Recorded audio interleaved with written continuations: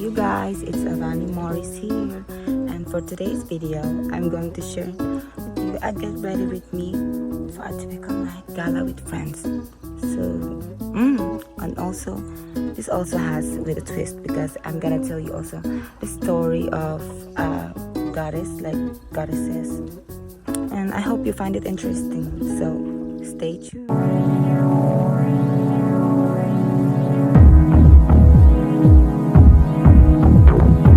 So I already set the moisturizer, sunscreen, and also primer. So let's get straight into the foundation already. Oh yes, I told you earlier that I'm going to tell you the story about. It is about the story of Perseus. And before that, I'm going also share with you the heroes before the Trojan War. So the document summarizes the heroic deeds of three mythological big heroes before the Trojan War. So Perseus, Heracles or Hercules, and Theseus. These are the heroes before the Trojan War came. So Perseus' feat includes slaying the Gorgon Medusa and saving Andromeda by killing a sea monster.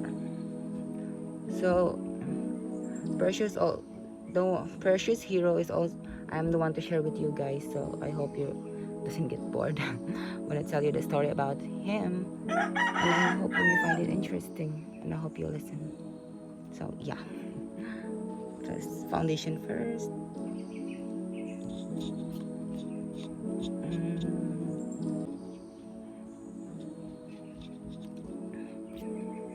Oh, I'm also share with you the ancestors of Perseus and Hercules. So first we have Zeus. Here below is Epaphras, Poseidon, Libya, Belus, then Danae, Egyptus, Belus, Hyperministra, Lentius, Abbas, Acrisius, Danae, Zeus, Andromeda, Perseus, Electryon, Alcesius, Zeus, Alcmena. I don't know how to describe their name, so I don't know them. So let's get into the story of Perseus.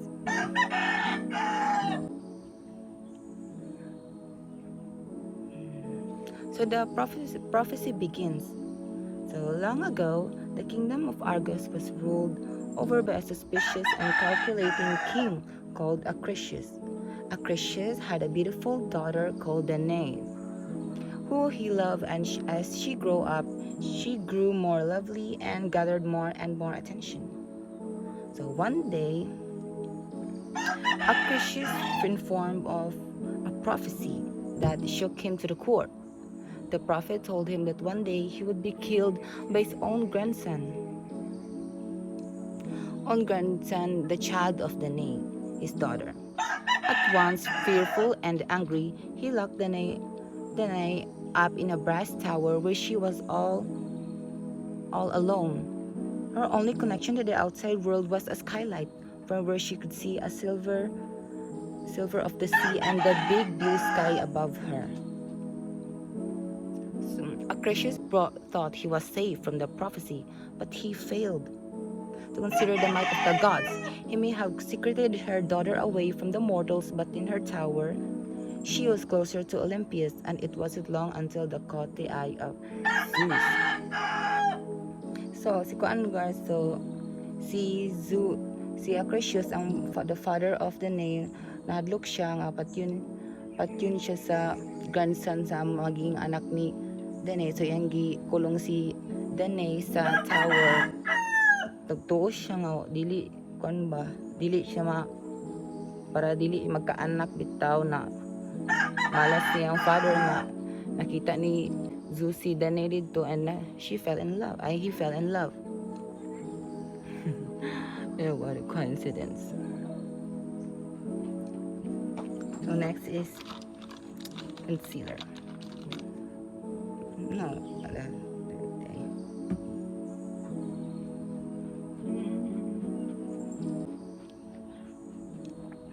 So So Zeus quickly became enamored with her beauty and flew down to visit her. The tower couldn't keep him out. The two flirted and courted far beyond the watchful gaze of Acrisius. And it wasn't long before Danae fell pregnant. So Danae fell pregnant by Zeus' child. It's like, what? Dali okay na nauto si Danae na fell in love na siya kan Zeus. So, nagbunga ilang one night stand sila. Uy, joke. I'm joking. So, naburos na si Danae, which later he called Perseus. So when Acrisius, her father, found out that Danae had given birth to a baby boy named Perseus, he was enraged in a fit of fear and anger, and he locked the two of them in a wooden chest and set them out to sea. Certainly they drowned. Joke, they're not drowned after all. As fate would have it, Perseus and his mother didn't drown, but instead washed up on the island of Syracuse, where they were found by a kindly fisherman named Dictys. Under Dictys' care, Perseus grew up and healthy, playing games at the shore of Syracuse and spending time with his mother despite their traumatic past. The mother and son found security on Syracuse for a while.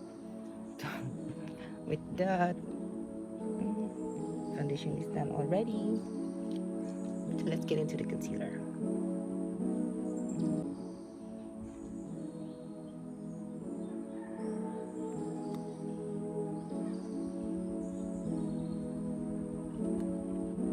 So Dictys had a brother who was the king of an island. Like so many before him, he took a shine to Danae, but she refused by him. By this time, Perseus had grown into a strong young man, capable of protecting his mother from the king's advances. So the king began to plot to get rid of him. Without Perseus' protection, Danae would have to marry him. So he devised a quest from which he was certain Perseus and could never return. So naay brother si Dictys, no, fall in love siya sa mother ni Perseus. Na Perseus kaya against man siya sa pagka in love sa yung mother. So ang king nangita siya paraan para get rid niya si Perseus by giving him a quest. So he devised a quest for which he was certain. So he summoned Perseus before him and charged him to bring him the head of Medusa, a vicious gorgon. And he was sure that the same fate would befall to Perseus. So nagtuo siya mamala dito si Perseus. Mamatay si Perseus dito kay wala pa yung nakapatay kang Medusa. So nagplano-plano siya nga iyang kan nga ipa-quest niya sa cave ni Medusa para di na siya makabalik and ma-marry niya and mother ni Perseus. So nagda-quest na. Perseus was brave and strong, but he was wholly ill-equipped to complete the quest. So wala siya mga gamit mo pag agatunis siyang quest. He had no weaponry and no idea where to find Medusa. Luckily, Athena and Hermes flew down from Mount Olympus to point him in the right direction. Athena gave him a beautiful shiny shield and Hermes lent him the winged sandal to help him on his journey. So, natagaan na siya mga gamit ni Athena and Hermes, a shiny shield and a winged sandals. So Perseus flew to the cave where the Grey Sisters lived, hoping to gain information from them about Medusa. So the Grey Sisters were so wizened and haggard that their skin drooped from their bones and they had only one eye between them. As Perseus arrived, the sisters spoke and squabbled over the eye, grabbing it from each other roughly until it dropped onto the floor. So, matong concealer, you guys. So, let's get straight to the powder.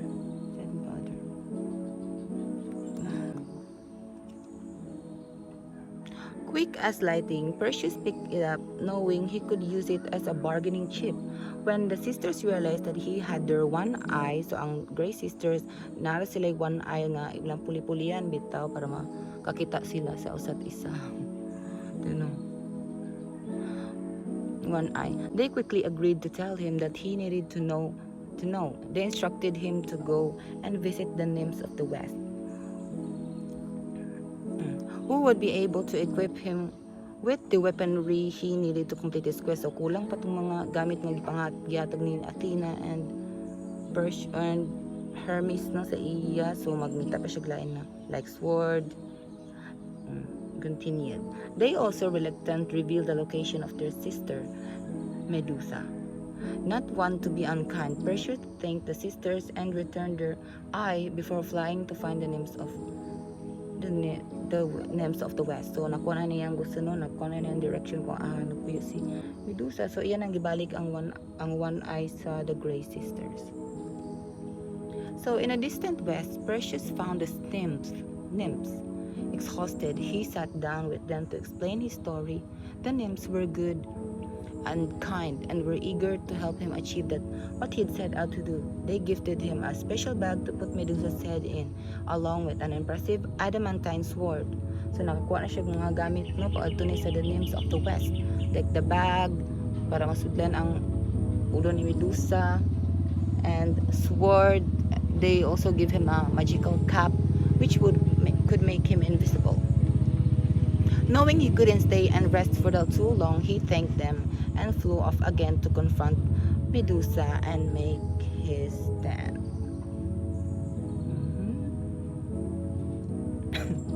Powder is done already, so yeah. It's done already, so let's get into the I'm gonna go to the lips now.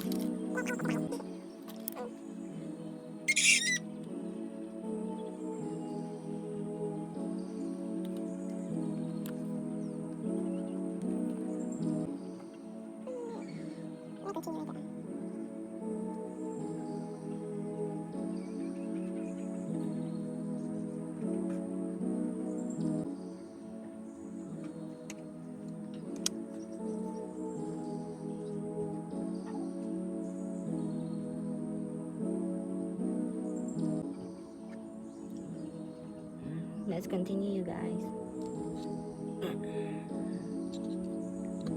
So Perseus and Medusa confronted. So Medusa lived in a secluded island in the sea, where she hid in a dark, dingy cave. Once she had been a beautiful young woman, but now she has twisted and ugly, and instead of long golden curls, her face was framed by venomous snakes. Donning the nymph's cap, Perseus became enveloped in the darkness and crept inside the cave. So yan ang natultol ang cave ni Medusa. So he hoisted his shield high, realizing that he could see reflections in the gleam of the metal.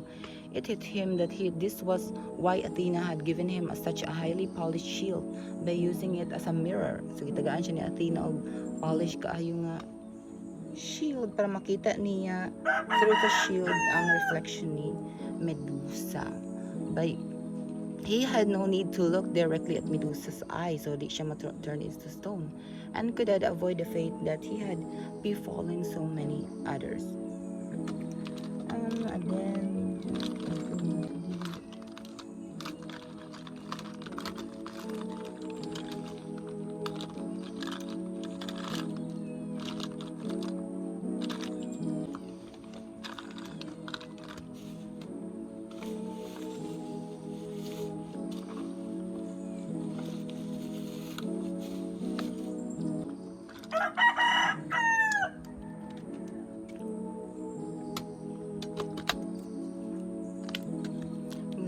entering through the cave, Perseus passed a series of eerie statues of men and women. So, sa cave, nakita niyang mga klase-klaseng tao nga nag-try nga mapatay si Medusa, an eerie statues of men and women sa loob sa cave. So, the previous victims of the Gorgons.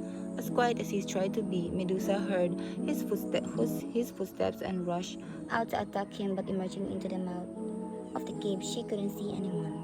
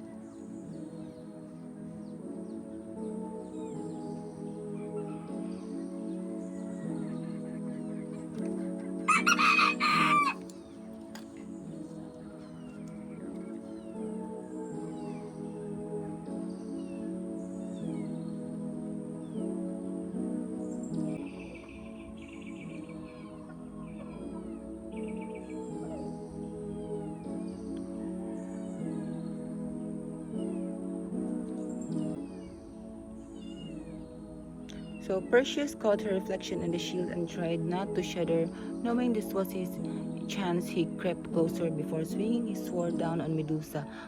With a cry, she was killed, still taking care not to look directly at her.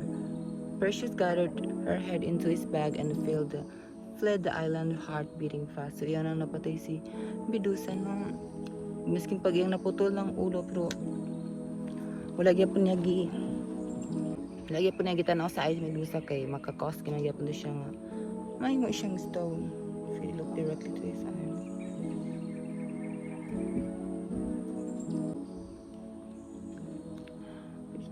And feel the heartbeat. So the journey home, so yan ang na successful na siya patay kang Medusa. So on the way home, Perseus discovered a beautiful woman named Andromeda, chained to a rock about to be devoured by a vicious sea monster.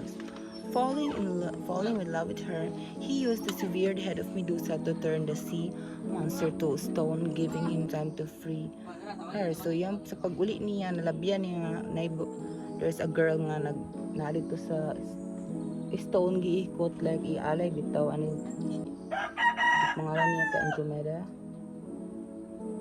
So, iyang giligtas na fall in love si Perseus and iyang gamit niya ang head ni Medusa to kill the sea monster and turn into a stone. Taking Andromeda with him, he returned home to his mother. During his absence, she'd been hounded by the wicked king, but he had been resolute and had not given it to him. Marching to the palace, Perseus resolved to give the king the gifts he demanded of him. The severed head of Medusa. The moment it came out of the bag, the king was transformed into stone, fixed forever on his throne alone. Perseus was reunited with his mother, and the two of them decided it was time to go home. So, yung gipakita sa king, no, katong king na inaibig sa mother ang head, tapos na turn into stone dahil ang pagtanaw niya sa head ni Medusa katong king. So, nawala na ang king.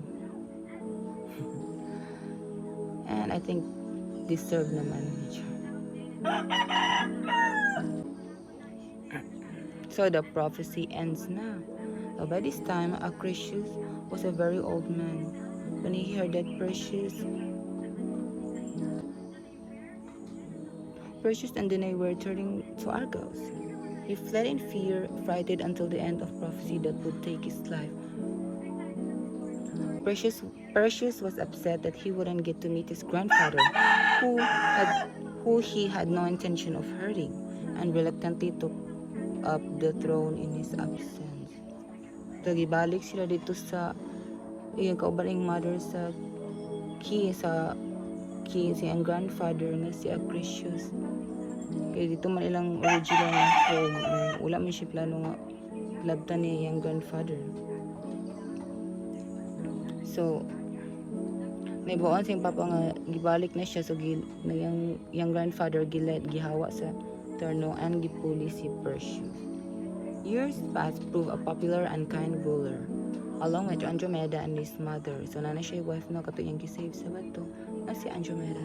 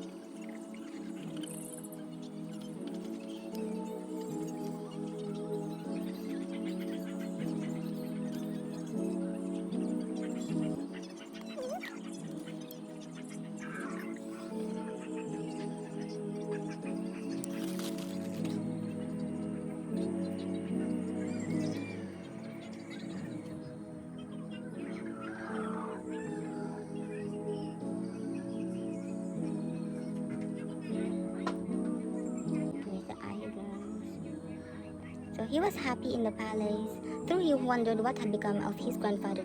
One fateful day, Perseus Agreed to take part in a series of games and challenges where men strove to prove their strength and athleticism. On the day, no one was matched for Perseus. Through a metal throwing hoop much further than anyone else was able to. So nagpadula sila no sa hari-karian ni Perseus. Mawing nga walay makapindi niya kay kusgan na siya like he was kaagkaris niya. It sailed through the air into the crowd gathered to watch. So rushing to aid to the onlooker, nasinig naigan nito nga isa ka audience sa ilang game. Perseus realized he had unwittingly hit a Acrisius. Here's the final look, you guys.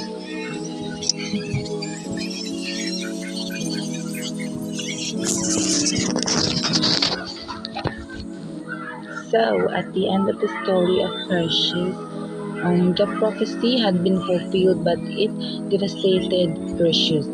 He withdrew from Argos with Andromeda, living their lives in a modest fashion in neighboring kingdom.